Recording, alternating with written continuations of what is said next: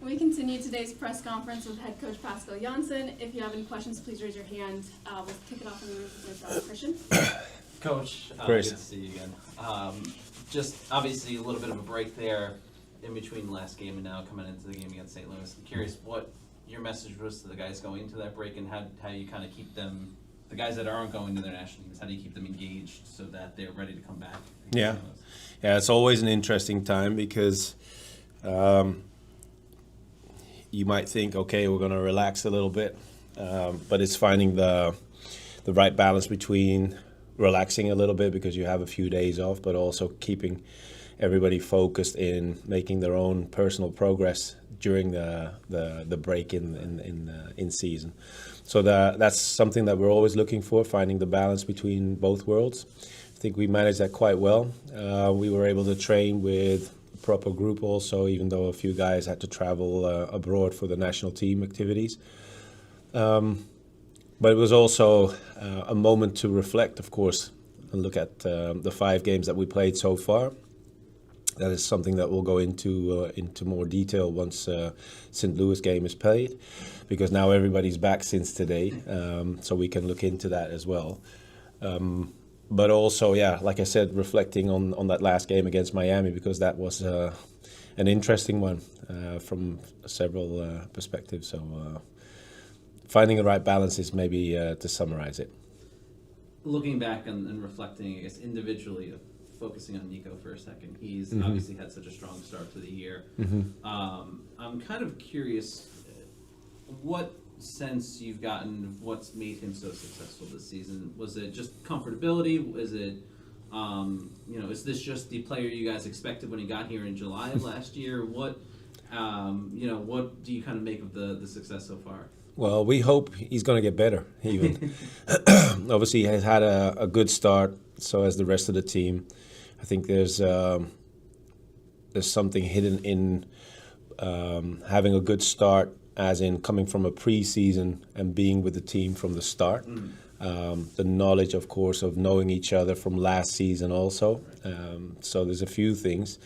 And the players around him also understand his qualities even more and more, playing more together. And obviously he's playing in a slightly different role also, but he's found his comfort there also. And he's very productive in several ways also, if it's from a set piece or an individual action or you name it, he's brought it to the game. So this is something that we anticipated, of course, once we signed him. But we also believe there is way more to come, because Nico in general is a very good player. You mentioned kind of him playing in different positions this year. I think you kind of described it as like a 9.5 almost. I'm curious, Keaton was talking before about a confidence level that he notices in Nico, and I'm curious, does it kind of take a certain personality, a certain confidence level, even kind of when you talk to Nico, you can get a little sense of that, for him to be able to move into a position he's maybe not familiar with so seamlessly? Well, the way I see it, I think Nico can play anywhere on the pitch. In training, I've seen him in the goal, also as a goalkeeper. So, but he's like, if you think of somebody who really enjoys the game, that is Nico. He's always smiling, enjoying when he has to train, when he has to play, and his energy level is insane when he's training. When you guys see him play during the weekend, that's how he trains as well. So for us, it's very similar. But to see him find his place in everything we're trying to achieve here is something that we could only dream of, because this is something I sensed once I had the first conversation with him back in 25, and he was still in Argentina, enjoying his break after a very intense season at Elche. And so far, he hasn't disappointed anybody here at the club. Once he joined this project, this is what we expected, and like I said, we're hoping for more. Coming back from the break, you had a lot of players out playing with different national teams. Everybody come back healthy? Yes.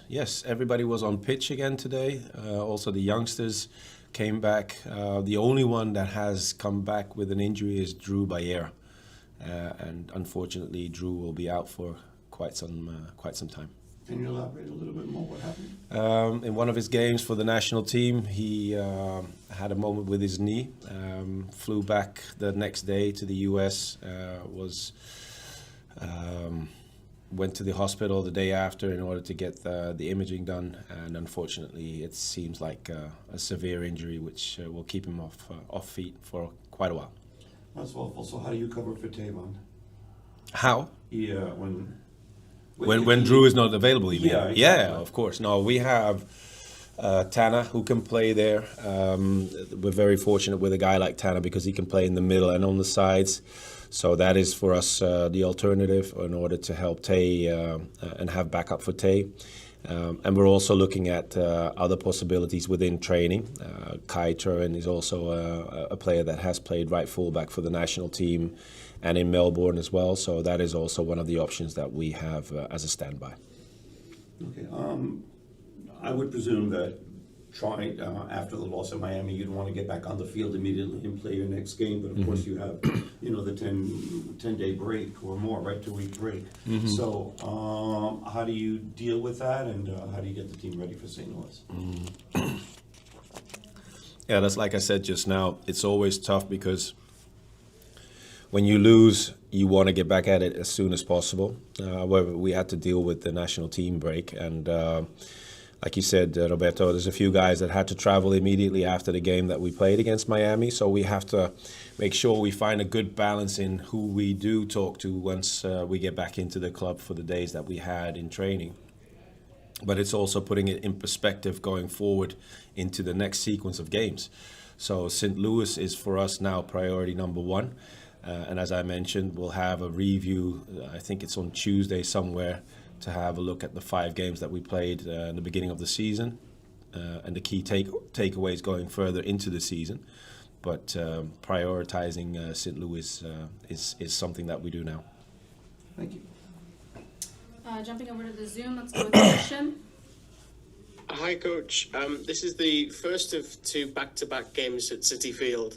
And last week, the stadium had its topping out ceremony. I'm curious what that exposure to Queens does for the players and yourself as you prepare for the new stadium coming next year. Yeah, well, the new stadium is across the street, so it gives us another opportunity to see how things are going for the new stadium. On the other hand, we've enjoyed playing at Yankee Stadium, but we also enjoy playing in Citi Fields a lot. So we're looking forward to that, and hopefully we'll have a good crowd again, because that is something the guys really enjoyed during the game against Miami, but also the other home games in Yankee Stadium. So hopefully a big crowd will be there as well, so we can get the energy going again coming back off the break. Michael Allen. Yeah, hi, Coach. Michael Allen with Prost International and Blue City Radio here. Hi, Michael. How you doing? You mentioned that St. Louis is the priority now. I'm just wondering, what have you noticed about that team and leading up to it? Any players to watch? Any things that you've identified as areas where you can take advantage of? Mm-hmm. Yeah, that's interesting. Obviously, I'm not going to explain to you what areas we found that we're going to take advantage of, because that's something that we have to see in the game. But on the other hand, looking at all the games they played so far, I think they've been very unlucky with the results so far, because the team has done better than the results tell you. And that is something that we've seen in our analysis as well, and that's been part of the conversation also in preparation for this game. They've played quite a few games that are very interesting. The Charlotte game is something I looked at very closely. The LAFC game was also a huge game for them. But as I said, I think they deserve more in quite a few games they played so far. So they'll be looking for a better result, but that's on us to make sure that doesn't happen. Thanks. I'll ask you about the other things after the game. Okay. Any other questions on the Zoom? Do you guys have any other questions? Christian? Saw Alonso is here. He's posting a couple things on social media. I'm just kind of curious in terms of his rehab and where he's at in the process. Is he on track to where you guys expect him to be? What's kind of the status right now? Well, we're hoping he can be part of the roster against St. Louis. No, we wish. We have to be patient. He's working really hard in order to become fitter and fitter again. The feedback I'm getting from the medical staff is that they're very happy with him. He's very committed also, and we've met a few times outside of the training pitch already, and he can't wait to join us again, but we have to be very, very accurate and very patient in order to get it right. But it's looking good so far. Gotcha. And then I wanted to ask, not going to ask you directly about, but there have been rumors about Nico. I'm kind of curious just in the sense of the organization's view of how to balance between teams being interested in players that you have, transfers, for instance. Obviously, the window's closed. I was wondering where you were sorry, heading. I should have clarified. But obviously, the transfer rumors. I'm curious, just sort of the viewpoint of how you balance that, right? The balance of the need for someone, let's say a Nico or anyone else in the roster, who is a vital part of the organization, big part of the success right now, and also the desire to kind of give them that opportunity elsewhere and kind of help the organization on a bigger picture level financially as well. How do you kind of, in your viewpoint, kind of balance the two? Well, there's quite a few areas you have to balance, keep the balance in. I'm not aware if there's interest in Nico at all, but assuming that there is, because the guy has scored 5 goals, had a good start of the season, playing for a big organization like NYCFC. So if you play well and you do well, that's part of our world in football. You will always get interest from anywhere in the world. So I'm only hoping that Nico will keep performing the way he does, and do even better. And when there's interest, and once people report at the door, then we'll deal with it once it's there. Thank you. Any other questions? All right, thank you, everyone.